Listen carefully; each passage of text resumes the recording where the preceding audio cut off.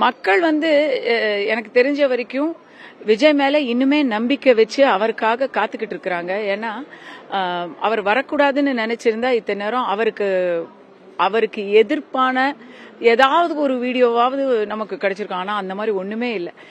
தங்களுடைய வீட்டுல தங்களுடைய குடும்பத்தினரை இழந்தா கூட விஜய் மேல நம்பிக்கை இழக்காம மக்கள் காத்துக்கிட்டு இருக்காங்க. ஆனா வரவே கூடாதுங்கிற பேச்சுக்கு முன்னாடி நம்ம என்ன பார்க்க வேண்டியிருக்குன்னா, அவர் வரவே இல்லை, வரவே கூடாதுன்னு சொல்ற அந்த லெவலுக்கே நம்ம போக தேவையில்லை. அவர் வரவே இல்லையே. இதோ இன்னியோட நாளைக்கு தீபாவளிங்க. தீபாவளி முடிஞ்சிச்சுன்னா 25 நாள் ஆகுது. கரூர்ல ஒரு அசம்பாவிதம் நடந்து அவர் வரவே இல்லையே. எப்ப வரப்போறாரு? எதுக்காக தயங்கணும்? அப்ப நம்ம ஒரு மிகப்பெரிய மாற்றத்தை உண்டு பண்ண போறோம், முதலமைச்சராக போறோம் அப்படின்ற ஒரு பெரிய ஒரு ஹோதாவோட வந்தவர் இன்னைக்கு வீட்டை விட்டு வெளியவே வர மாட்டேன்றாரு, பிரஸ்ஸ சந்திக்க மாட்டேங்கிறாரு. குறைந்தபட்சம் இப்போ அவர்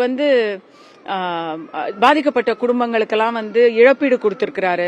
அப்புறம் இதோ இப்ப வர போறாரு, அப்ப வர போறாரு, அனுமதி கேட்டிருக்கிறாரு.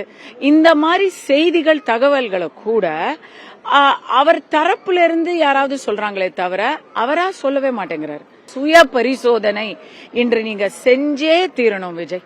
You have to do that. ரெண்டாவது, உங்களை சுத்தி இருக்கிற சகவாசம் சரியில்லைன்னு மக்கள் பேசிக்கிட்டு இருக்கிறாங்க.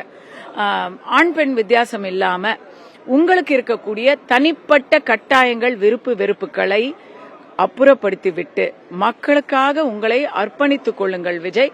அது காலத்தின் கட்டாயம், மக்களின் ஒரு ஆசை, எதிர்பார்ப்பு.